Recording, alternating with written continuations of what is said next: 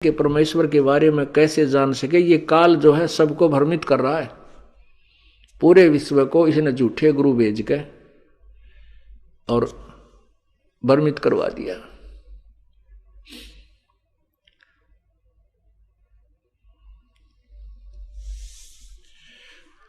अब क्या बताते हैं कि तीन लोग अपने सुत दीना, सोन निरंजन बासा कीना, सोन निरंजन बासा लीना, अलख निरंजन सुन ठिकाना, ब्रह्मा विष्णु शिव भेद न जाना। ओह, क्या बताते हैं प्रभु परमेश्वर कबीर जी के ये काल जो है अपने पुत्रों ब्रह्मा विष्णु महेश को भी भ्रमित रखता है। इनको भी नहीं पता तुम्हारा पिता कौन है और भगवान कैसा है, कहाँ रहता है, कौन प्रभु पूजा के योग्य है। ब्रह्मा विष्णु महेश को भी परमेश्वर के बारे में रति भर भी ज्ञान नहीं है। अब पुण्यात्माओं, ये कुनीन, ये यथार्थ ज्ञान, ये तत्व ज्ञान रूपी कुनीन, ये कड़वी दवाई बुद्धिमान लोग ही खा सकते हैं। बच्चों को अगर मुख में डाल दिया जाए तो तुरंत थूक देते हैं और दूर हट जाते हैं, रोने लग जाते हैं। जबकि इस दीर्घ रोग के काटने की, मलेरिया को दूर करने का यही उपचार है। कुनीन ही खानी पड़ेंगी, ये बेशक कड़वी लगे। और कौन खाते हैं? बुद्धिमान लोग खाते हैं, जिन्होंने पता लग जाता है कि यदि कुनीन नहीं खाएंगे तो हम अपने जीवन से हाथ धो बैठेंगे। इसी प्रकार इस मानव शरीर को बर्बाद होने से बचाने के लिए तत्व ज्ञान रूपी ये कुनीन जो दास दे रहा है समाज को, ये खानी पड़ेगी, ये सुनने पड़ेंगे, चाहे आपको ये अच्छा लगे या ना लगे।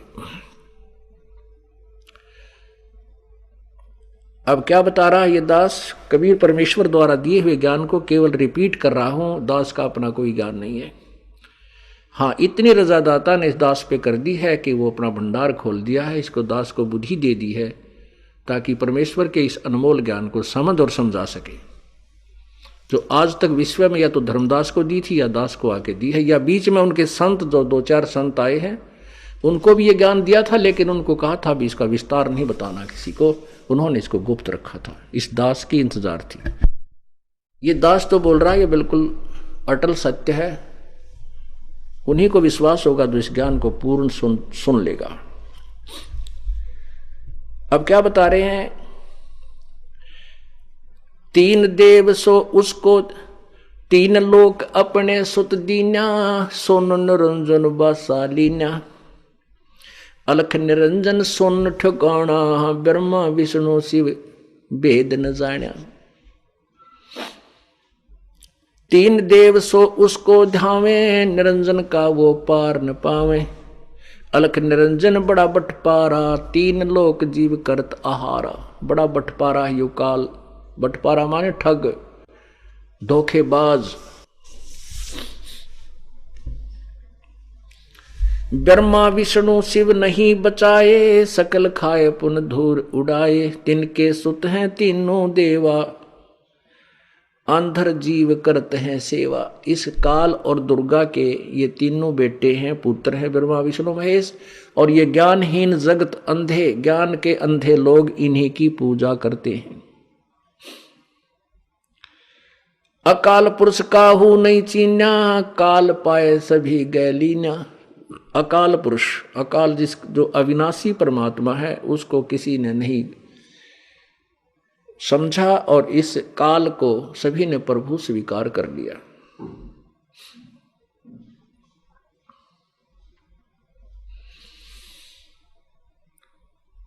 ब्रह्म काल जगत सब जाने, आदि ब्रह्म को ना पहचाने, तीन देव और अवतारा, ताको भज सकल संसारा।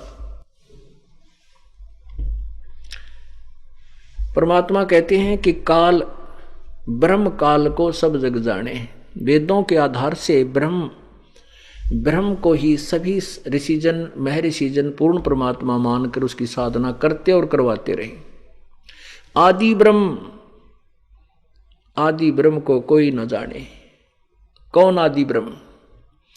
गीता जी अध्याय नंबर 7 के श्लोक नंबर 29 में कहा है कि अर्जुन, अब गीता ज्ञान दाता क्या बता रहा है कि कोई और परमात्मा है, आदि ब्रह्म, क्योंकि गीता ज्ञान दाता ब्रह्म है, ये काल रूपी ब्रह्म इसे कहते हैं।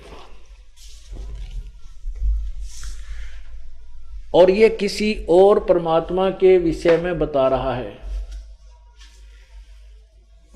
अब परमेश्वर की इस अमृतवाणी को सिद्ध करने के लिए, सत्य को सत्य स्वीकार्य करवाने के लिए अब आपको ढेर सारे प्रमाण देने पड़ेंगे, और उन सदग्रंथों के देने पड़ेंगे जो पूरा विश्व मानता है कि ये अनमोल शास्त्र है।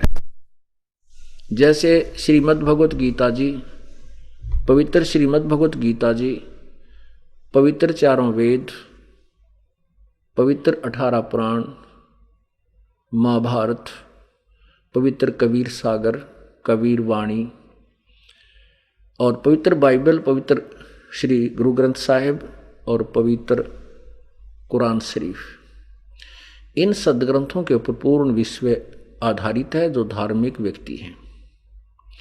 और प्रत्येक अनुयायी को अपने सदग्रंथ के विषय में बिल्कुल ज्ञान नहीं। न तो कबीर पंथियों को कबीर सागर के विषय में ज्ञान है, न ही हिंदू धर्म के जो अनुयायी हैं जो गीता जी और वेदों और पुराणों को अपना यथार्थ सदग्रंथ मानते हैं, उनको भी इसके विषय में क का भी ज्ञान नहीं है। और न ही कुरान शरीफ क्या बताना चाहती है ये मुसलमानों को ज्ञान नहीं है। ऐसे ही पवित्र बाइबल हमें क्या बताता है तो ईसाई लोगों को बिल्कुल ज्ञान नहीं है। पुण्यात्माओं, जो प्रथम बार इस सत्संग को, इस दास के ज्ञान को सुनेगा, ये सोचेगा कि बड़ा अभिमानी आदमी है, अपने तुल किसी को नहीं मान रहा। नहीं, दास तो एक दास है। दास शब्द प्रयोग किया है तो हम उस दासातन के ऊपर पूर्ण हैं।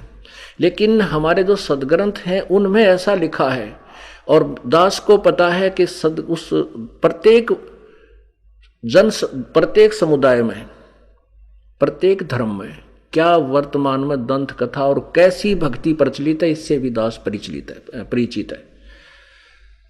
इसलिए इस तुलनात्मक तरीके से कहता है कि पूरे विश्व में इस दास के अतिरिक्त किसी के पास ज्ञान नहीं है, कोरा अज्ञान है।